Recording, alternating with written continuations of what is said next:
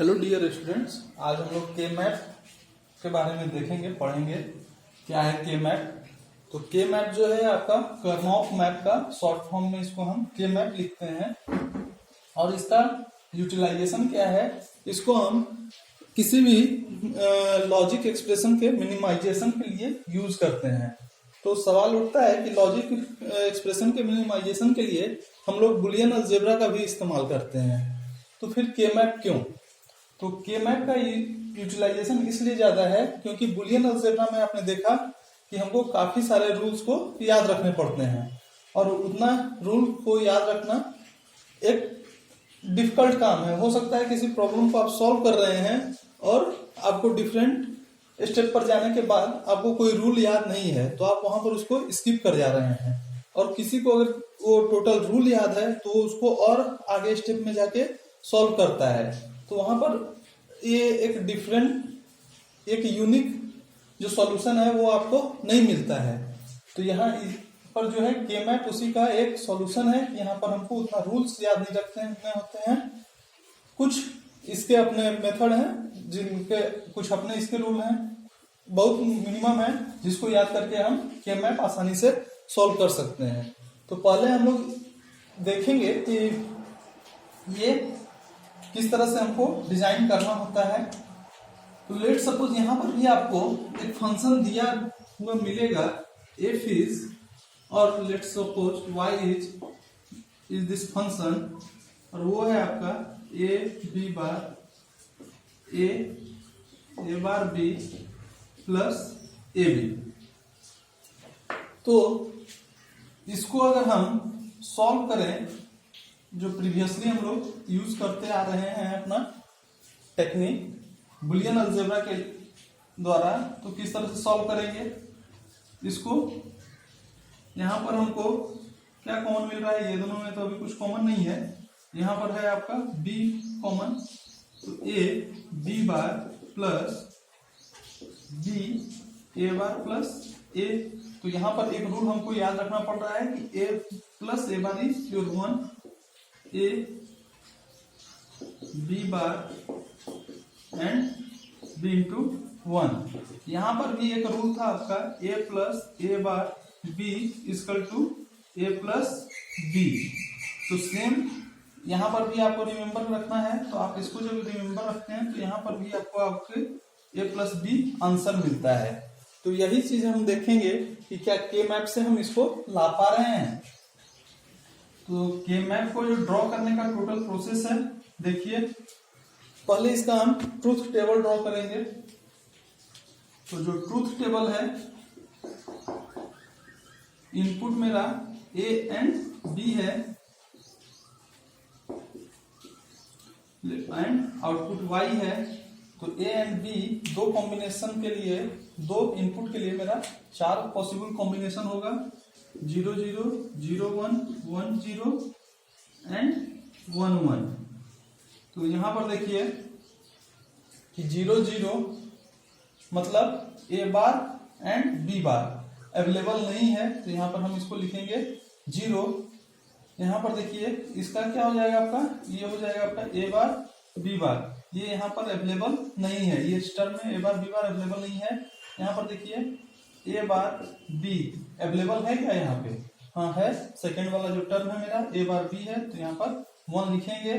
यहाँ पर है आपका ए बी बार, ये जो आपका टर्म है ए बी बार, 0 के लिए बार, 1 के लिए डायरेक्ट जो है, तो ये भी यहाँ पर अवेलेबल है। तो इसको भी 1 लिखेंगे। नेक्स्ट 1 1 है, तो यहाँ पर ए बी इसके लिए। तो हम यहाँ से देख रहे हैं कि ये 3 टर्म मेरे पास अवेलेबल है।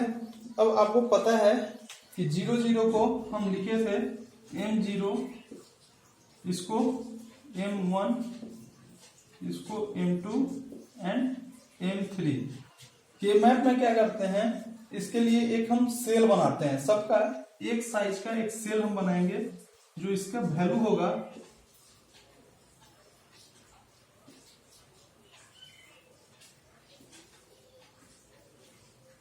तो इस सेल का वैल्यू है आपका m0, दैट इज 0 0 ये है आपका M1 दैट इज 0 1, और ये है आपका 1 0 दैट इज M2, एंड ये है आपका M3 दैट इज 1 1।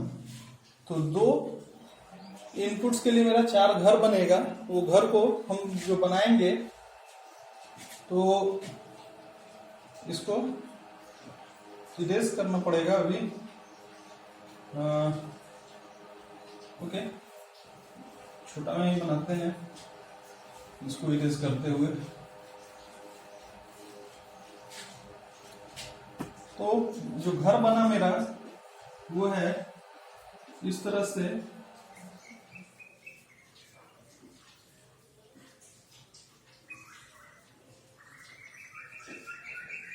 ये ए बी, इस साइड हमेशा MSB रखेंगे हम, और इस साइड मेरा LSB रहेगा।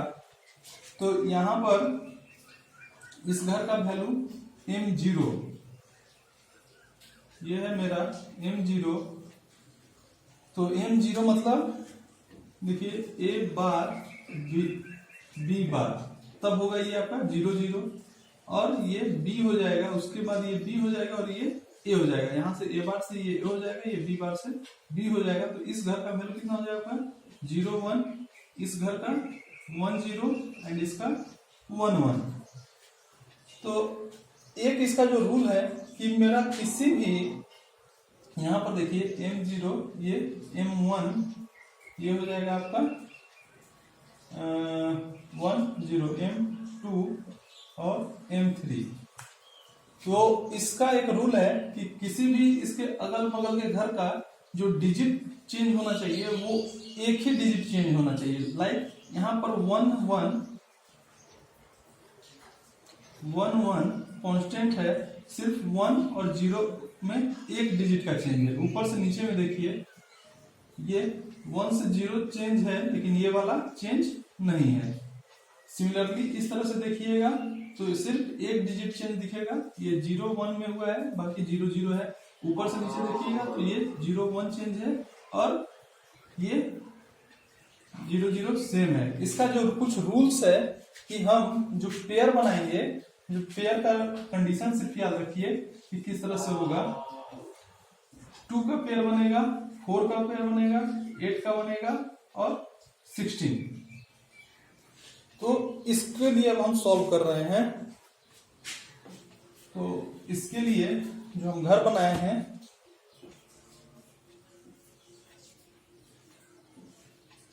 यह है आपका A बार, ये A, ये B बार और ये B इनपुट AB है इस तरह से आपका। और इस घर का वैल्यू है आपका M0, ये है आपका M1, M2 और M3। तो यहां पर देखिए M0 0 है तो इसको हम छोड़ दे रहे हैं। M1 है और 0 लिख सकते हैं, कोई प्रॉब्लम नहीं है। यहाँ पर 1 है तो M1 में 1 लिख दिए। M2 में क्या है? 1 है तो यहाँ पे 1 लिख दिए। M3 में 1 है तो लिख दिए। तो इसका जो पेयरिंग करेंगे वो देखिए 2 का पेयर बना सकते हैं हम। तो ये 1 और 2 इसका एक पेयर बनाए, और एक ऊपर और नीचे इसका एक पेयर बनाए। अब इसको सॉल्व करने के लिखने का तरीका क्या होगा मेरा, कि जो दोनों में कांस्टेंट है, जो चेंज नहीं कर रहा है, सिर्फ उसी टर्म को हम लिखेंगे। तो ये दोनों में देखिए कि इसमें इसका जो वैल्यू है B बार से B हो जा रहा है, मतलब B चेंज हो रहा है, लेकिन एक कांस्टेंट है इस वाले में। पूरा इस दोनों पेयर में A कांस्टेंट है तो हम A लिखेंगे। यहाँ इस दोनों में देखिएगा तो A बार A हो जा रहा है, लेकिन B इसमें कांस्टेंट है ऊपर से नीचे में, तो यहाँ पर प्लस B लिखेंगे। तो ये आपका फंक्शन का वैल्यू आ गया A प्लस B, जो कि इसको हम जो प्रीवियसली बुलियन अलजेब्रा से भी सॉल्व किए थे। तो 2-3 रूल उसमें याद रखना पड़ा था, तब जाके हम इसको A प्लस B लेकर आए थे।